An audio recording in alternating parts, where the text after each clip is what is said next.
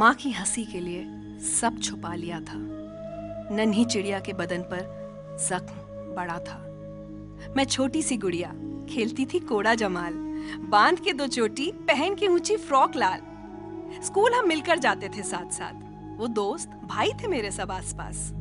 घूमते फिरते थे सब भरी दोपहरी में, मचाते थे शोर खामोश गली में। सच्ची दोस्ती पर रखते थे हाथ पे हाथ। कुछ दोस्त बुरे भी थे मेरे आसपास। हर रिश्ते को फिर उसने उधेड़ दिया, जिस पर था भरोसा उसने तोड़ दिया। उठा के चाचा ने चंदा मामा को दिखाया था, गंदी नियत से मुझे कंधे पर बिठाया था। बचपन में ही उसने वो दर्द दिया, रंग तितली के परों का धो दिया। इस चीज से अब तक नहीं उबर सकी हूं मैं। भूलती हूं मगर रिश्तों से डरी हूं मैं। ये सितम तुमने कैसा किया है, नाजुक सी कली को मसल दिया है। दर्द तो फिर भी आंखों से निकल जाता है, पुराने जख्म का निशान कहां जाता है। भरोसा फिर किसी पर आता नहीं है, ये दर्द ऐसा है कि जाता नहीं है। टूट जाता है हौसला जब ऐसी कोई खबर आती है। मैं बहुत रोती हूँ जब मेले में गुड़िया नजर आती है। बचपन हमारी जिंदगी का सबसे खूबसूरत हिस्सा होता है। बेपरवाह, अल्हड़, बेफिक्र, मस्त मौला, जब अपनी दुनिया ही सबसे प्यारी लगती है। हम ना तो इसमें किसी का दखल चाहते हैं और ना ही किसी की रोक टोक। लेकिन हर किसी का बचपन इतना खूबसूरत कहाँ होता है। हमारे आसपास कुछ लोग ऐसे भी हैं जो अपनी जिंदगी के उस हिस्से को याद नहीं करना चाहते, लेकिन भूल भी नहीं पाते। और भूले भी तो कैसे, जब जिंदगी का सबसे खूबसूरत वक्त ही सबसे भयावह यादें देकर गया हो, जब सबसे करीबी रिश्तों ने ही दर्द दिया हो, जब विश्वास उन्हीं ने तोड़ा हो जिनके साथ वो खुद को सबसे ज्यादा महफूज समझ रहे थे, जब किसी अपने के साए से न सिर्फ घिन आने लगे बल्कि उनकी आहट भी डराने लगे। अगर मैं आपसे कहूं कि हमारे देश का हर दूसरा बच्चा बाल यौन शोषण का शिकार है और उसमें से 53% लड़के हैं, तो क्या आप यकीन करेंगे? शायद नहीं, क्योंकि यही तो हम करते आए हैं, आंकड़ों पर अविश्वास और सच्चाई की अनदेखी, अब और नहीं।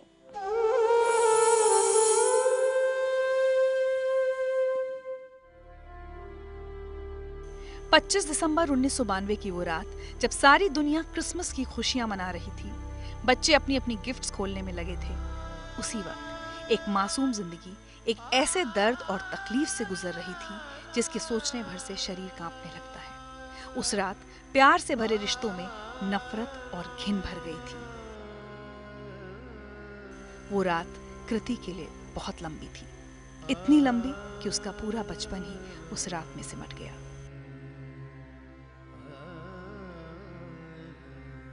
हमारे साथ आज जिंदगी लाइव में है कृति और उनके पति नीतेश। कृति, क्या हुआ था उस रात 25 दिसंबर 1992? बहुत कुछ है बोलने के लिए उस रात के बारे में, और कुछ भी नहीं है मेरे पास बोलने के लिए।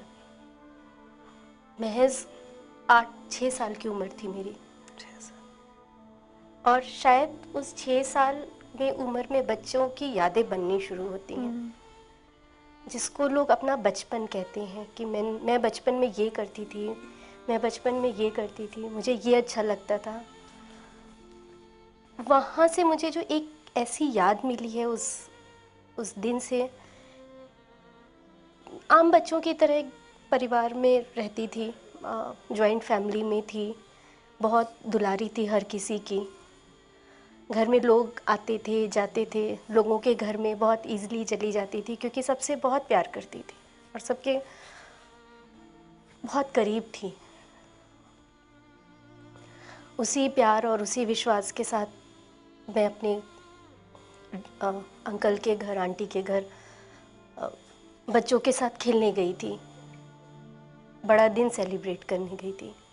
अंकल मेरे बगल में आके लेट गए और मैं बयां भी नहीं कर सकती हूँ वो दर्द, वो तकलीफ़, और मैं उस समय की भावनाओं को अपनी कि मुझे समझ में नहीं आ रहा था कि मेरे साथ क्यों हो रहा है ऐसा, ये इस तरह से क्यों छू रहे हैं, क्या ये प्यार कर रहे हैं?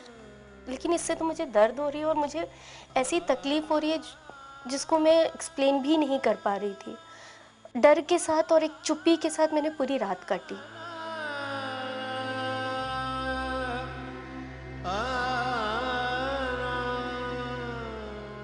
मैं चुप चुप थी।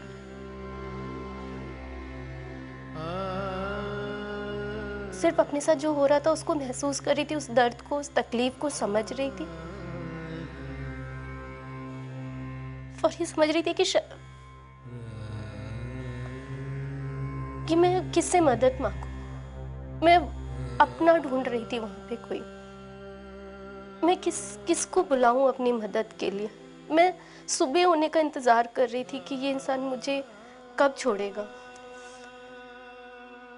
और सुबह जैसे हर रात की सुबह होती है, उस दिन भी सुबह आई, लेकिन वो सुबह मेरे लिए कई रातों में बदल चुकी थी। जिंदगी ऐसा लगा कि उस दिन के बाद से खत्म सी हो गई थी।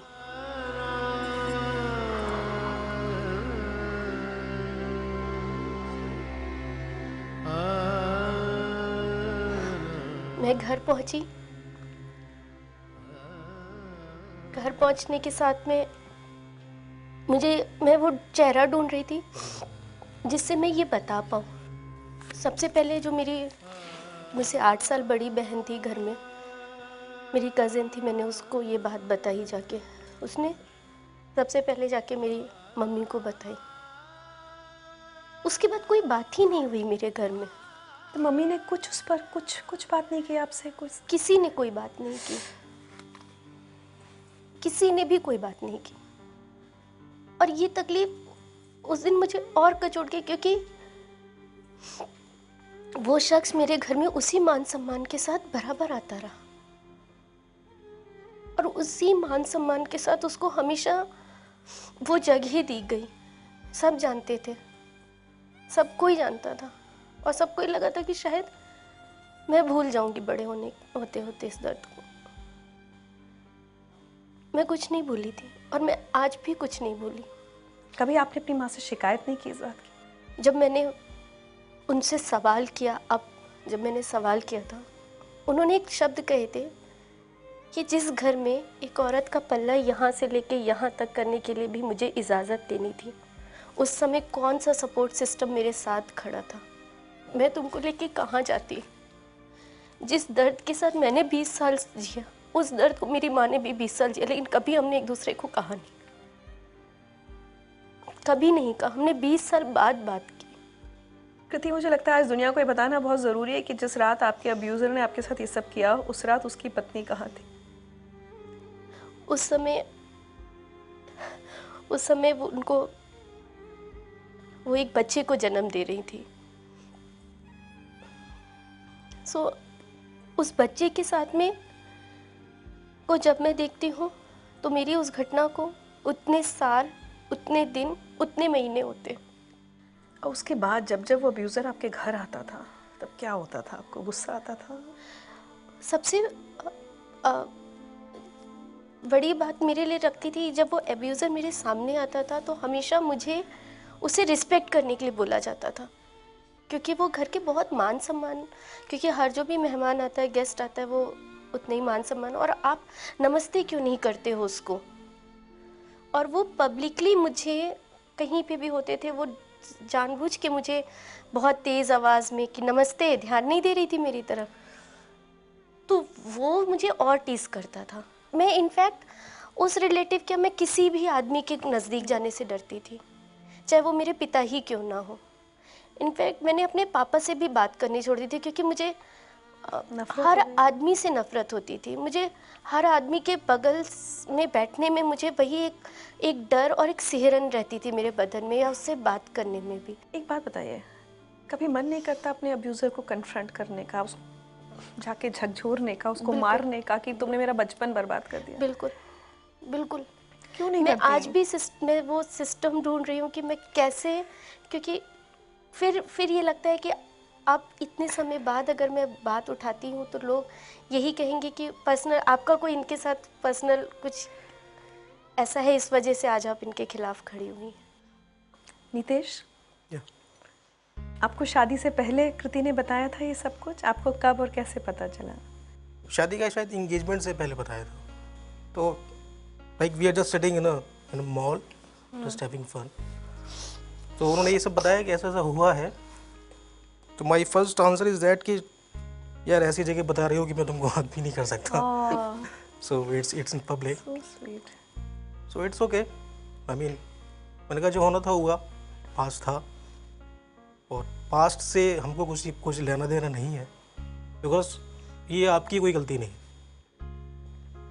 और आपको पता ही नहीं कि आपके साथ हुआ क्या। तो पास्ट के बारे में नहीं सोचना है, जस्ट मूव ऑन। आज मैं एक सफल करियर के साथ अपनी ज़िंदगी जी रही हूँ, एक अच्छा परिवार है और इसमें बहुत बड़ा योगदान नितेश का है। शायद नितेश जैसा जीवन साथी है मेरा। मैं पब्लिकली आज इस मुद्दे को आपके सामने रख पा रही हूँ, बोल पा रही हूँ इस मंच पे। शायद नितेश बगल में बैठे इसलिए इतनी हिम्मत भी जुटा पा रही हूँ बोलने की। May I give you a hug? Thank you so much. Thank you so much. And I salute you for coming out in the open और सबको, पूरी दुनिया को बताने के लिए। और नितेश, Yeah. आपको सलाम थैंक यू मैम। कि आपने इतना साथ दिया है कृति का, आगे ही भी ऐसे ही साथ देते रहिए। For sure. एक छोटा सा तोहफा है आपके लिए। Thank you. Thank you ma'am.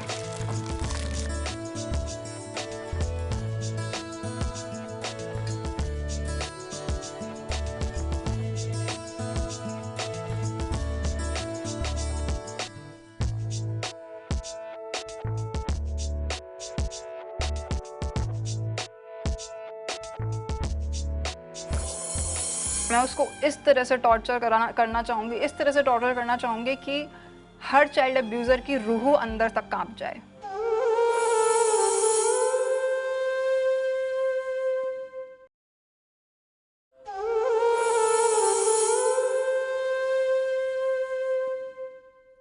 हम जब भी अपने बचपन को याद करते हैं तो सबसे पहले याद आती हैं वो गर्मियों की छुट्टियाँ, जब सारे बच्चे इकट्ठे हुआ करते थे। बुआ, चाचा, मामा, मौसी खूब लाड़ प्यार किया करते थे। वो घूमना फिरना, वो घंटों गप्पे मारना, वो पूरे परिवार का एक हो जाना, कितनी खूबसूरत यादें हैं ना। अब सोचिए परिवार के उसी मेले में एक बच्चे के साथ अब्यूज़ हो रहा हो, लोगों की गप्पों के शोर में उसकी चीखें दब रही हों, रिश्तेदारों की हंसी चुहलबाजी में उसके आंसुओं की अनदेखी हो रही हो, अपनों की भीड़ में उसका अपनों पर से ही यकीन हट रहा हो। यही हुआ था मोनिका के साथ। यही हुआ था ना मोनिका? हाँ बिल्कुल यही हुआ था। बात तब की है जब मैं लगभग 10 साल की थी और गर्मियों की छुट्टियों में मैं अपनी मौसी के घर गई थी। शुरू में तो सब कुछ ठीक था। मैं घर में सबसे छोटी थी तो सब लोग मुझे बहुत प्यार करते थे और जैसे जैसे शुरुआत हुई उस सब की, जो सब गलत था उस सब की शुरुआत हुई, तो मुझे शुरू में यही लगा कि ये शायद प्यार जताने का ही एक तरीका हो। पर वो मेरे मौसा था जिन्होंने ये सब किया, तो शुरू में वो यही करते थे, प्यार जताने के बहाने अपनी गोदी में बिठा लेना, अपने ऊपर लिटा लेना। मुझे लगा कि शायद ये भी प्यार जताने का कोई तरीका हो, क्योंकि उन्होंने हमेशा से ये सब मुझे उसी तरीके से पेश किया था कि मैं तुम्हारी केयर कर रहा हूँ, मैं तुम्हें प्यार जता रहा हूँ, तुम छोटी हो इसलिए। पर होता क्या था कि वो ये सब जब करते थे तो साथ ही साथ उनके हाथ ऐसी ऐसी जगह पे छू जाते थे जो अच्छी फीलिंग नहीं देते थे। कभी भी बुरा लगता था कि कुछ ना कुछ तो गलत है। मैं उस वक्त बहुत छोटी थी तो मुझे पता भी नहीं था कि असल में करने की क्या कोशिश कर रहे हैं। फिर रात के वक्त जब हम सोते थे, मुझे याद है वो कभी भी मुझे बीच में नहीं सोने देते थे, मौसी की तरफ नहीं सोने देते थे। वो कहते थे कि मैं ही आदमी हूँ, मुझे तुम्हारी मौसी का भी ध्यान रखना है, तुम्हारा भी ध्यान रखना है, तो तुम मेरी तरफ सोओगी। और रात को सब सो जाते थे, अंधेरा होता था, उन्हें लगता था मैं सो रही हूँ, पर वो उस वक्त भी कपड़ों में हाथ डालना ये सब चलता रहता था। उन गर्मियों की छुट्टियों में मैं तकरीबन 1 महीना उनके घर पर रही थी और उन्होंने मुझे, मेरे मौसा ने मुझे कहा कि हम छुपन छुपाई खेलते हैं। उन्होंने घर में अंधेरा किया कि हम छुपन छुपाई खेलेंगे और ख़ुद को ढूंढने के बहाने मुझे कमरे में ले गए, अंधेरे कमरे में ले गए, और जहाँ पे उन्होंने मेरी ड्रेस खींच दी, शॉर्ट्स खींच दी नीचे। मैं बहुत रोई उस दिन। मैंने उन्हें बोला कि मैं मौसी को बताऊंगी कि आपने ये किया है। उस वक्त भी उन्होंने मतलब मेरे इमेच्योरिटी का इतना फ़ायदा उठाया, बचपन का इतना फ़ायदा उठाया कि अगर तुमने अपनी मौसी को बताया तो हमारे बीच झगड़ा होगा, वो मुझे घर से बाहर निकाल देंगे, क्या तुम चाहती हो ऐसा हो, तुम्हें नहीं बताना चाहिए। मैं फिर से चुप हो गई, मैंने किसी को कुछ नहीं बताया उस बार भी। कितने साल हो गए इस घटना को? 18 साल हो चुके हैं। आपके चेहरे की बेचैनी आज भी बता रही है कि आप उससे निकल नहीं पाई हैं 18 साल में। ये सब यहाँ पे नहीं रुका था, क्योंकि वो हमारे एक रिश्तेदार थे, तो ऑब्वियसली फैमिली फंक्शन कोई होता था, उसमें हमने उनसे मिलना होता था। हमारे एक बहुत क्लोज़ रिश्तेदार की डेथ हो गई थी, तो हम लोग वहाँ थे, तो मैं बहुत ज़्यादा रो रही थी, तो उन्होंने उस चीज़ का भी फ़ायदा उठाया। उस इंसान के दिमाग में क्या वहशीपना था, वो इंसान था, राक्षस था, जानवर था, मुझे नहीं पता। उन्होंने उस वक्त भी, मैं रो रही थी बुरी तरह, फ़ायदा उठाकर मुझे बहुत गलत ढंग से छुआ और मेरे चेहरे पे जब किस करना शुरू किया तो तब मेरा सब्र टूट गया। और तब मैंने उनको बोला था कि मैं अब छोटी नहीं रही हूँ, मैं अब चुप नहीं रहूँगी, बेहतर होगा आप मुझसे दूर रहिए। घर में किसी को कभी नहीं बताया? जब दूसरी बार ये सब हुआ तो हिम्मत करके कुछ महीनों बाद मैंने अपनी मम्मी को बताने की कोशिश की थी, पर उन्होंने बोला कि उस इंसान से दूर रहो, अब हम कुछ कर नहीं सकते हैं, बेहतर होगा कि इस चीज़ को भूल जाओ। इस एक घटना ने, जब आप 10 साल की थी, उसके बाद से आपके पूरे बचपन पर क्या असर डाला? मैं जब उस एज में, जहाँ तक मुझे याद है, मैं शुरू से बहुत चुलबुली रहती थी, खेल कूद करना, सबके साथ आसानी से घुल मिल जाना। पर धीरे धीरे इस घटना का जब मुझे मतलब समझ में आया, मैं एक बंद किताब की तरह हो चुकी हूँ। आज भी वैसी की वैसी ही हूँ। मैं किसी पे आसानी से भरोसा नहीं करती, किसी के सामने आसानी से अपने इमोशंस जाहिर नहीं करती। मैं सोचती हूँ कि जितना बंद रहूँगी, जितना चुप रहूँगी, उतना शायद ज़्यादा सेफ रहूँगी। सच कहूँ तो मैंने अपने चारों ओर एक तरह का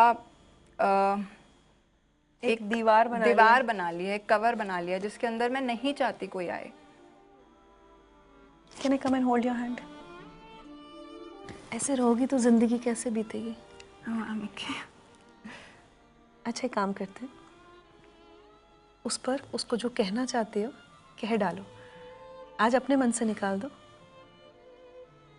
मैं नहीं चाहती तुम अपने मन में सब चीजें रख के जाओ। तुम्हें एक नई जिंदगी शुरू करनी होगी मोनिका।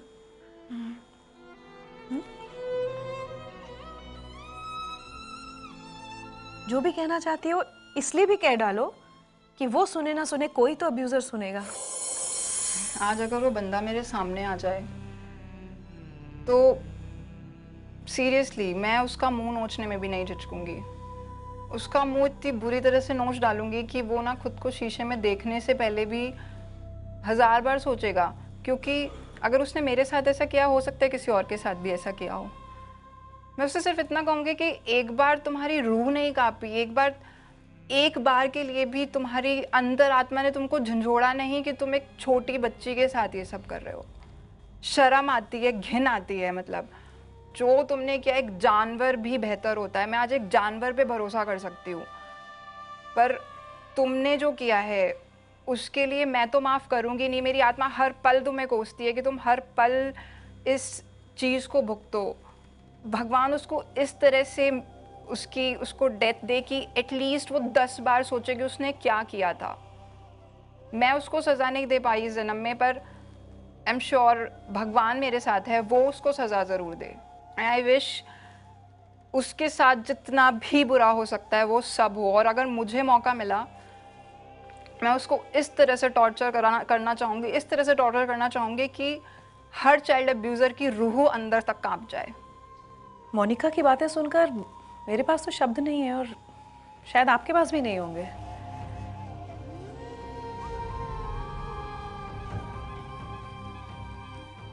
एक अब्यूज़र एक बच्चे के साथ, उसकी मासूमियत के साथ क्या खेल करता है, इसका अंदाज़ा भी उन लोगों को नहीं हो सकता जिन्होंने सेक्सुअल अब्यूज़ झेला नहीं है। और शर्म तब आती है जब माता पिता सब कुछ जानते हुए, जानते बूझते अपने ही बच्चे से कहते हैं कि चुप हो जाओ, किसी से कुछ कहना मत। काश कि मोनिका का गुस्सा उस वक्त निकल गया होता जब ये 10 साल की थी, तो आज इस लड़की के आसपास एक दीवार ना बनी होती, इसके अंदर इतनी नफरत ना होती। चूक तो हमसे हो ही रही है। हम इस बारे में खुलकर घर में बात नहीं करते, घर में ऐसा माहौल नहीं बनाते जहां बच्चे बेझिझक इस बारे में बात कर सकें। बल्कि अगर कभी हिम्मत करके कोई बच्चा कुछ कहता भी है तो उसको डांट दिया जाता है या चुप करा दिया जाता है, या फिर उन पर भरोसा ही नहीं किया जाता। और यहीं पर हम चूक जाते हैं,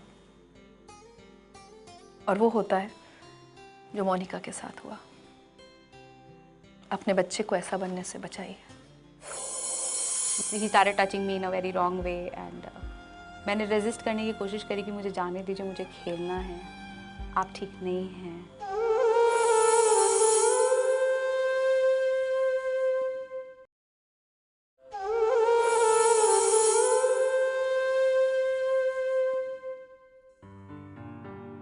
प्यार भरे बोल, गर्माहट भरा स्पर्श और सुकून भरा माहौल हर बच्चे की जरूरत भी है और उसका हक भी।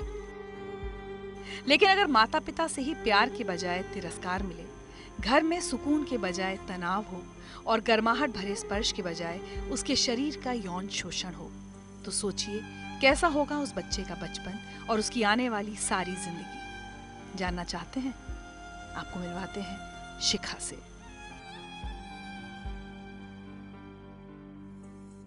शिखा, आप सिर्फ 8 साल की थी जब पहली बार आपके साथ अब्यूज़ हुआ। हाँ जी। क्या आपको आज भी वो सारी बातें याद हैं, परेशान करती हैं?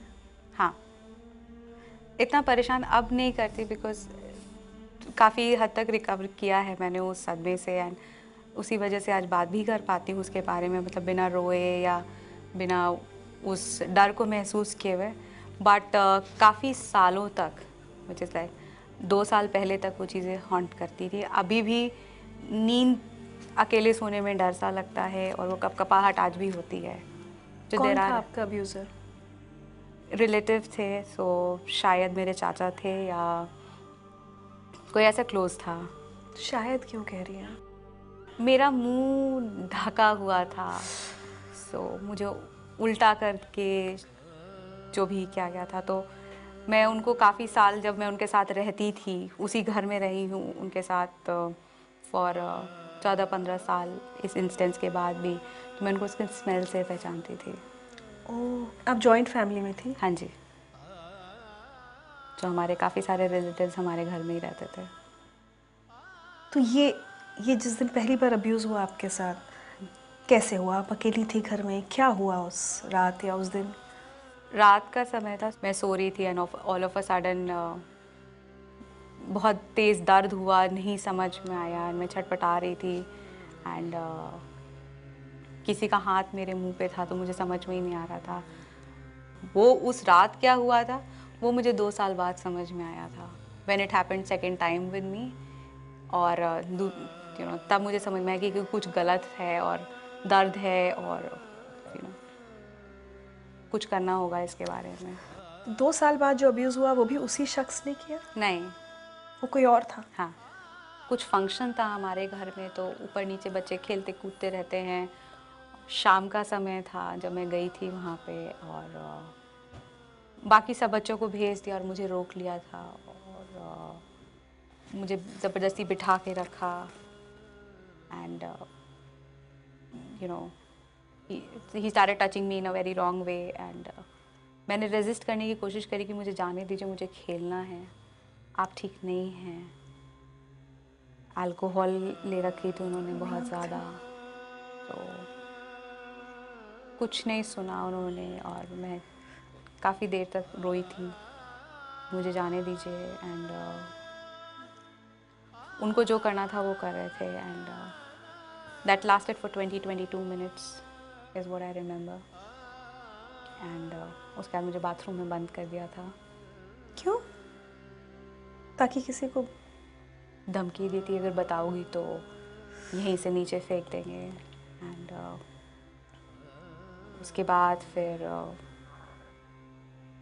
चले गए, किसी और ने आके बहुत देर बाद बाथरूम खोला था, काफ़ी दर्द में थी मैं, तो उन्होंने आके मुझे उठाया और बोला कि ये तो फुटबॉल से लगी है, इसके पेट में दर्द हो रहा है, इसको डॉक्टर के पास लेके चलो। और किसी ने पूछा नहीं क्या हुआ तुम्हारे साथ? मैं तो रो रही थी तो मुझसे किसी ने पूछा नहीं। जब बाद में मैंने अपनी सिस्टर को बताया कि वो फुटबॉल से नहीं लगी थी, बट उन्होंने मेरे साथ ऐसा किया, तब दीदी ने जाके मम्मी पापा से बात करी थी। क्योंकि जब फर्स्ट टाइम उसके बाद मम्मी ने मुझसे पूछा भी, बट कोई रिएक्शन नहीं था। you've almost been raped yes, or maybe you've been raped और आपकी माँ कह रही है कि इट्स ओके, मतलब भूल जाओ या इग्नोर कर दो। हाँ, इग्नोर कर दो। मुझसे कहा गया था कि ठीक है आप इग्नोर कर दो, अगली बार से हम कोशिश करेंगे कि आपके साथ कोई ऐसा ना करे। फिजिकल अब्यूज के इन 2 इंसिडेंट्स के बाद भी कभी कुछ हुआ आगे? हाँ, और हुआ? तो ये मेजर केसेस थे, ये 3 मेजर केसेस थे। 13-14 इयर्स की थी जब मेरे मामा जी के बेटे ने मेरे साथ किया था, और उस समय मैं होश में थी, इन द सेंस कि मैंने खुद आवाज़ उठाई थी। उस लड़के के पेरेंट्स को, मतलब आपके मामा को नहीं बताया गया? नहीं, वो आज भी हमारे घर आते हैं। ओह माय गॉड, लोग बोलते क्यों नहीं हैं? लोग बताना क्यों नहीं चाहते? अब्यूजर की फैमिली को बताया क्यों नहीं जाता कि तुम्हारे घर में ऐसा एक आदमी है? ये पता है, आप know that I am a counsellor, मुझे समझ में आता है कि लोगों को स्टिग्मा है कि रिलेटिव्स बुरा मान जाएंगे या मेरी बेटी की आगे शादी नहीं होगी, मेरी बेटी को वो चीज़ें नहीं मिलेगी। लेकिन अंदर कोई ये नहीं सोचता शादी कि तो मामा के बेटे की नहीं होनी चाहिए। मेंटली तो वो इल है, लेकिन ऐसा नहीं, हमारे सोसाइटी में ऐसा नहीं होता है। आज मैं आवाज़ उठा रही हूँ या मैं as an handwriting analyst in cases पे इसीलिए काम कर रही हूँ बिकॉज उन बच्चों का सेल्फ एस्टीम रिवाइव करना इज़ माई ग्रेटेस्ट प्लेजर। मुझे मेरी लाइफ में मीनिंग अब उसी से मिल रहा है, क्योंकि मुझे पता है कि व्हाट यू गो थ्रू। उनको डर होता है कि मेरी बेटी को कोई एक्सेप्ट नहीं करेगा, but internally 99% of the cases में सेल्फ एक्सेप्टेंस इतना ज़ीरो होता है उन लड़कियों का कि वो उनके जितने बॉयफ्रेंड्स होते हैं वो उनको एक्सप्लॉइट करके जाते हैं। जस्ट थिंक ऐसा ही होता है इसीलिए बनी relationship। हूँ। कभी बचपन के बारे में सोचकर ऐसा लगता है कि मतलब ऑल ऑफ अस हम हमेशा कहते हैं कि बचपन की यादें। आपको लगता है कि मुझे तो याद ही नहीं करना, मुझे तो सोचना ही नहीं है उस बचपन के बारे में? हाँ, डर लगता है और नहीं वापस जाना चाहती हूँ। आज भी मेरे रूम में पर्सनल काम, एक छोटी सी जगह जहाँ मेरे टॉयज़ रहते हैं, मैं उनके साथ आज भी खेलती हूँ because I don't want that child within me to die. I pamper it now. But that child almost died that time. It has seen so many death that it doesn't matter. जब मैं कोई अच्छा काम करती हूँ, मैं अपने लिए सॉफ्ट टॉय खरीदती हूँ, मैं कोई ज्वेलरी या ड्रेस नहीं खरीदती कभी भी। आज मैं सारे माता पिता जो इस शो देख रहे हैं उनसे पूछना चाहती हूँ कि क्या आप चाहेंगे कि बड़ा होकर आपका बच्चा कहे कि उसे आपसे कोई उम्मीद नहीं है, सिर्फ इसलिए कि जब उसने अपनी एक शिकायत, अपना एक दुख, एक दर्द, एक डर आपसे शेयर करने की कोशिश की, किसी अब्यूज़र की शिकायत आपसे करने की कोशिश की, तो आपने उसे या तो अनसुना कर दिया, अनदेखा कर दिया, या समाज में परिवार का नाम खराब ना हो इसलिए उसकी शिकायत को वहीं दबा दिया। अगर आप ऐसा नहीं चाहते तो अपने बच्चे से बात कीजिए और उसे उस अब्यूज़र से बचाइए। बहुत कीमती ज़िंदगी होती है हर बच्चे की, उसको इस तरह से बर्बाद मत होने दीजिए। और अगर आप अब्यूज़ के विक्टिम रहें तो घुट घुट कर जीने की ज़रूरत नहीं है, खुलकर सामने आइए, बोलिए, अपने अब्यूज़र का सामना कीजिए। शायद आप किसी और बच्चे को चाइल्ड सेक्सुअल अब्यूज़ से बचा सकते हैं। दर्द होता था बट वो भी कंसोल कर लेता था मुझे कि मतलब ये कहकर कि प्यार करते हैं तो दर्द होता है।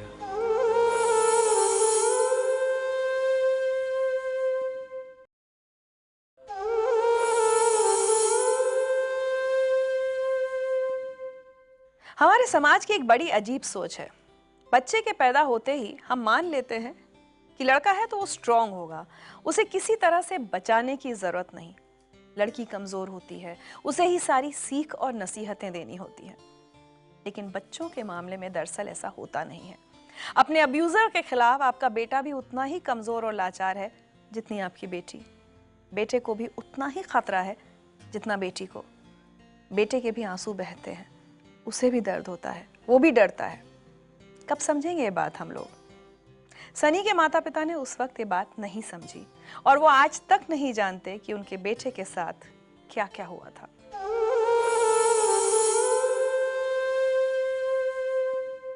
सनी क्यों नहीं बताया अपने मम्मी पापा को कि आपके साथ अब्यूज हो रहा है? मुझे इस बात का कभी अंदाज़ा लगा नहीं, या लगा भी तो काफ़ी देर से लगा। इनफैक्ट अभी कुछ साल पहले ही मेरे को समझ में आया ये बात कि मेरे साथ जो भी हुआ उस समय या होता आया वो गलत था। वो सेक्सुअल अब्यूज़ था। हाँ, वो सेक्सुअल अब्यूज़ था, क्योंकि इस तरह से मेरे साथ मेरे को उस बंदे ने हमेशा मेरे को ये कन्विंस करने की कोशिश की कि ये जो भी है ये दो लोगों के बीच में होता है, ये एक तरह का प्यार है, तो इसमें कुछ भी गलत नहीं है। और मैं भी उसको सही मान के बस कभी किसी को बताया नहीं। क्या उम्र थी आपकी जब अब्यूज़ शुरू हुआ? तकरीबन 9 साल। फर्स्ट मेमोरी क्या है, if you remember? First memory जो मुझे याद है वो ऐसा था कि उस दिन हमारे घर के पास में कुछ हो रहा था, कुछ सत्संग वगैरह हो रहा था, तो हमारे घर के लोग और हमारे ये मेरा पड़ोसी था उसके घर के सारे लोग भी बाहर गए हुए थे, तो हम दोनों घर में ही थे, अकेले थे, साथ में थे। और फिर उसने कहा कि चलो प्यार करते हैं, एंड उसके बाद ही just started touching and all and to the extent of penetration. तो उसकी क्या उम्र थी? करीब 15 साल का रहा होगा वो शायद। वो खुद भी मतलब बहुत बड़ा मतलब आदमी नहीं था वो? हाँ। आपको कुछ समझ नहीं आया कि ये मतलब एक गुड टच बैड टच वाला सेंस होता है? मतलब नहीं, मुझे कुछ भी ऐसा अंदाज़ा नहीं लगा कि जो मेरे साथ जो भी हो रहा है वो गलत है। कोई सेंसेशन कुछ बुरा मतलब दर्द होता था, बट वो भी कंसोल कर लेता था मुझे कि मतलब ये कहकर कि प्यार करते हैं तो दर्द होता है, पता नहीं। और उस समय हमें ये सिखाया भी जाता है कि हमें हर किसी से प्यार करना चाहिए। अब वो प्यार कैसा होता है, कैसे करना चाहिए, इस चीज़ का ऑब्वियसली मुझे कोई अंदाज़ा नहीं था। उसने जो बोला हाँ ठीक है, प्यार के नाम पे वो कुछ भी करता गया और मुझे समझ में नहीं आया कि जो भी हो रहा है गलत हो रहा है। अच्छा चलिए ये मान लिया कि आपको ये समझ नहीं आ रहा था कि गलत हो रहा है, बट एक नॉर्मल बहुत नेचुरल इंस्टिंक्ट एक बच्चे की होती है कि कुछ भी चीज़ शेयर कर लो, मम्मी को बता दो कि ऐसा हुआ, ये सोच कर नहीं कि गलत हुआ या सही हुआ। हम अपने दोस्तों के साथ बाहर जाते हैं, घर आके मम्मी को बताते हैं, ये भी नहीं लगा कि बता दूं? शायद उसने मुझे मना कर रखा था। अब वो बंदा इतना कन्विंसिंग था और शायद पता नहीं मैं भी काफ़ी डोसाइल सा था, तो उसने मुझे कन्विंस कर लिया कि इस बात को किसी को बताना नहीं, और मैंने भी बताया नहीं कभी उसे उस बारे में किसी को। कितने साल तक चला ये सब? ये काफ़ी साल तक चला, आई गेस 6-7 साल कम से कम चला होगा।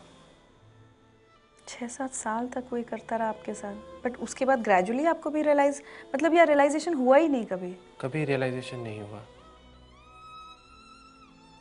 टू द एक्सटेंट कि I probably even started liking it back then. Naturally. मैंने पहले भी लोगों से ये सवाल पूछा है सनी, क्या आपका सेक्सुअल ओरिएंटेशन चेंज हो जाता है अगर लड़के का चाइल्ड सेक्सुअल अब्यूज होता है? मैं गे हूँ। अब ये मैं इस वजह से हूँ कि मेरे साथ बचपन में ऐसा हुआ, मुझे नहीं पता। कई बार ऐसा लगता है कि शायद इस वजह से ही हुआ, और एक मतलब डाउट सा रहता है, डाउट इन द सेंस कि I hope that I should have been given a choice in this matter. एक मैं अपनी सेक्सुअलिटी के साथ अब तो चलो कंफर्टेबल हो गया हूँ, बट शायद पहले मैं और पहले कंफर्टेबल हो जाता अपनी लाइफ के साथ, अपने साथ में, अगर ये मैंने थोड़ा कॉन्शियस चॉइस रहा होता मेरा। अभी मेरे को ऐसा लगता है जैसे कि बचपन से ही मेंटली मैं ऐसा हूँ कि एक मेल के लिए मेरा अट्रैक्शन ज़्यादा रहता है as compared to a female. Child sexual abuse का हर विक्टिम या हर सर्वाइवर ये कहता है कि मेरे साथ हो गया तो हो गया, अब मैं अब्यूज़र को कन्फ्रंट करके क्या करूँगा या क्या करूँगी। लेकिन मुझे ऐसा लगता है कि वक्त आ गया है कि हर किसी को अपने अब्यूज़र को कन्फ्रंट करना चाहिए। क्योंकि ये एक ऐसा अपराध है, हम लगातार ये बात कर रहे हैं कि इसमें अपराधी कोई बाहर का नहीं होता, कोई हमारा अपना, कोई हमारा रिश्तेदार। बहुत दुखद है कि कई बार अपना खुद का पिता, पड़ोसी, कोई ऐसा जिस पर हम और हमारा परिवार बहुत भरोसा करते हैं। तो अगर इस अपराध को रोकना है तो एक ही तरीका है इसको रोकने का, बच्चों को बोलना होगा, माता पिता को खुलकर अपने बच्चों से बात करनी होगी। और चाहे आप बड़े भी हो चुके हों, लेकिन अगर बचपन में आपके साथ अब्यूज़ हुआ है तो उसके बारे में खुलकर बात कीजिए, और अगर संभव है तो अपने अब्यूज़र का सामना कीजिए। बात तो खैर सही है, मेरे साथ हो गया, किसी और के साथ ना हो, ये ज़्यादा ज़रूरी है। अगर उस वक्त आपने शायद उससे कुछ किया होता, आपने कुछ रिएक्शन दिया होता, तो शायद वो किसी और के साथ ना करता, शायद।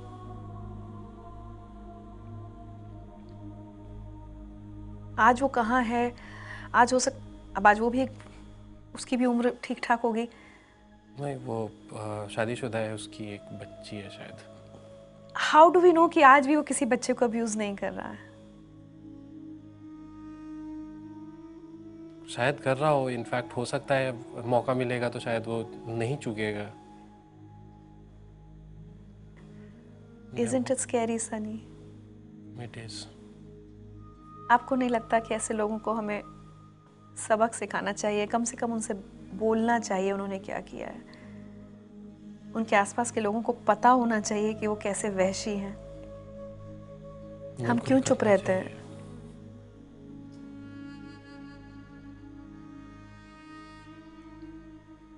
कभी मौका मिले तो उसका सामना जरूर कीजिएगा।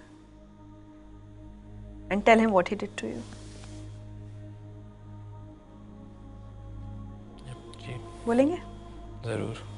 Thank you, Sunny. Thank you for coming on Zindagi Live. Thank you.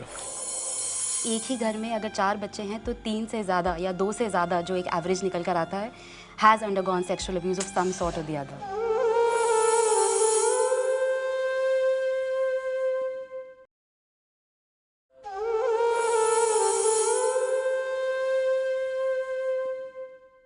आज जिंदगी लाइव के अपने मेहमानों की बातें सुनकर और बार बार ये आंकड़ा सुनकर कि हमारे देश में हर दूसरा बच्चा चाइल्ड सेक्सुअल अब्यूज, बाल यौन शोषण का शिकार है, बहुत घबराहट होती है, बहुत हेल्पलेसनेस भी फील होती है। और ये लगता है कि क्या कहीं कोई इलाज है, कहीं उम्मीद की कोई किरण है? मेरे साथ अब जिंदगी लाइव में जुड़ रही हैं सोनल कपूर, प्रोत्साहन इंडिया फाउंडेशन की CEO एंड फाउंडर हैं, और पिछले 7 साल से चाइल्ड सेक्सुअल अब्यूज के विक्टिम्स के साथ या कहूँ सर्वाइवर्स के साथ बहुत करीब से काम कर रही हैं। इस सब्जेक्ट पर इन्होंने बहुत रिसर्च की है, बहुत काम किया है। सोनल, क्या ये वाकई सच है कि हर दूसरा बच्चा चाइल्ड सेक्सुअल अब्यूज का शिकार हो रहा है? Because it's frightening to imagine that. Richa, मैं तो ये कहूँगी कि ये एक अंडर एस्टिमेट है। जो कहा जाता है, ये सरकारी आंकड़े हैं जो आपको कहते हैं कि 53% हमारे देश में बच्चे चाइल्ड सेक्सुअल अब्यूज़ का शिकार हैं। ये एक ग्रॉस अंडर एस्टिमेशन है। जब आप ग्रास रूट पे काम करते हैं, सिर्फ रूरल नहीं, अर्बन सेटिंग्स में भी, बट मेरा काम ज़्यादातर स्लम्स में रहता है, अर्बन रूरल स्लम्स दोनों में, और आपको ये जान के हैरानी होगी कि 53% एक अंडर एस्टिमेशन है। ये इससे ज़्यादा है, इससे बहुत बहुत। जब आप हर घर में काम करते हैं स्लम सेटिंग में, आपको रियलाइज़ होता है कि एक ही घर में अगर 4 बच्चे हैं तो 3 से ज़्यादा या 2 से ज़्यादा जो एक एवरेज निकल कर आता है has undergone sexual abuse of some sort और द अदर। और ज़्यादातर वो होता इसलिए क्योंकि घर पे कभी माँ बाप ने, मैं तो घुमा फिरा के हर चीज़ घर से ही शुरू करते हैं हम, कि माँ बाप ने कभी शायद वो माहौल नहीं बनाया जहाँ पे माहवारी और मेंस्ट्रुएशन की बात नहीं की जाती है। वहाँ पे चाइल्ड सेक्सुअल अब्यूज़ तो बहुत ही दूर की एक it's other end of the extreme, कि क्यों बात करेगा कोई। आपने घर में वो माहौल ही नहीं क्रिएट किया जहाँ पे अगर बच्चा इस उत्पीड़न का शिकार हो रहा है वो आपको आके खुल के बताएगा या बताएगी। और हैरानी आपको इसलिए भी होगी क्योंकि लड़के लड़कियों से ज़्यादातर इस चीज़ के शिकार होते हैं। तो जब हम अपने हम कहते हैं कि हम पेट्रियार्क सोसाइटी है, राइट, हमारे लड़के शायद हमारी लड़कियों से ज़्यादा फ्री हैं। जब लड़के भी खुल के नहीं बता पा रहे तो लड़कियां, हमने माहौल ही नहीं क्रिएट किया ना इस मुद्दे को। हम कहते हैं ब्रेक द साइलेंस, हम कहते हैं चुप्पी तोड़ो। जब हमने माहौल ही नहीं क्रिएट किया तो आंकड़े एंड सरकारी रिपोर्ट्स एक पॉइंट के बाद दे आर वर्थलेस। और जो बच्चे बोलने की कोशिश करते हैं उनको माता पिता चुप करा देते हैं अक्सर। या हम स्कूलों जितने से भी निकाल देते हैं। सर्वाइवर्स हैं। ओह, ये बहुत बड़ी एक प्रॉब्लम है रिचा। जहाँ हम स्लम्स में काम करते हैं, अर्बन स्लम्स, दिल्ली की बात कर रही हूँ, दिल्ली मुंबई, खास तौर पे दिल्ली, जहाँ अगर लड़की ने गलती से कन्फेस कर दिया तो माँ बाप उस मुद्दे की जड़ तक जाने की बजाय, उस परपेट्रेटर या अब्यूज़र को कन्फ्रंट करने की बजाय उस लड़की का स्कूल जाना बंद करा देते हैं। क्या करना चाहिए? इलाज कहाँ है इसका? जो भी लोग ये प्रोग्राम देख रहे हैं, मैं कहूँगी आप अपने बच्चे को 6 साल, जब तक वो समझना शुरू करता है कुछ भी, 5-6 साल, 6-7 साल की उम्र में उसको बेसिक गुड टच और बैड टच समझाना तो शुरू करिए। उसको इतना तो बताइए कि ये आपको कोई ऐसे छूता है तो गलत है और क्यों गलत है। जब बच्चा 8, 9, 10, 11 साल का होता है, उसको बात करिए अबाउट सेक्सुअल एजुकेशन। आप बात करिए उसको अबाउट मेंस्ट्रुएशन। आपसे नहीं तो वो बाहर से सीखेगा, इंटरनेट से सीखेगा, कहीं ना कहीं से ऐसा सीखेगा जहाँ पे उसको हाफ बेक्ड इन्फॉर्मेशन मिलेगी। बेहतर है आप बताएं। बेहतर है आप बताएं, और घर में वो माहौल क्रिएट कीजिए जहाँ पे वो द ट्रस्ट का माहौल क्रिएट हो। जब वो एक माँ और एक बच्चे में वो ट्रस्ट का माहौल क्रिएट नहीं हो सकता तो या एक टीचर और एक बच्चे में ट्रस्ट का माहौल नहीं क्रिएट हो सकता, तो बाकी और जगह कुछ भी बच्चा उम्मीद लगा के बैठे, वो उससे एक्सपेक्ट करना गलत है।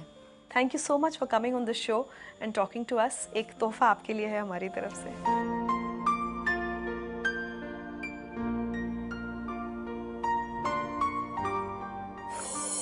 क्या आज हमारे मेहमानों की आपबीती ने कहीं आपको परेशान किया है, झकझोरा है?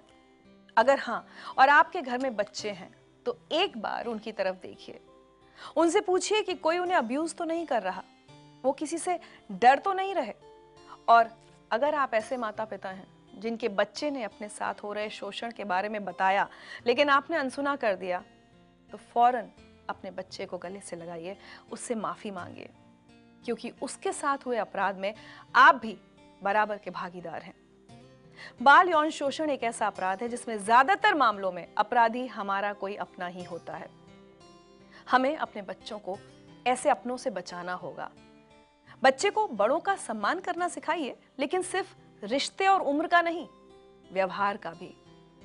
बच्चे को ये बताइए कि उसका अब्यूजर चाहे कितना भी जवान या बुजुर्ग हो, कितना भी अपना करीबी क्यों ना हो, बच्चा उसके खिलाफ खुलकर बोल सकता है। अपने बच्चे को अब उस खामोशी से, उस डर से निकालना होगा। हमें हल्ला बोल करना होगा और डरना अब उन वहशियों को होगा जो शराफत का चोगा ओढ़कर मासूमों की जिंदगी से खिलवाड़ करते हैं।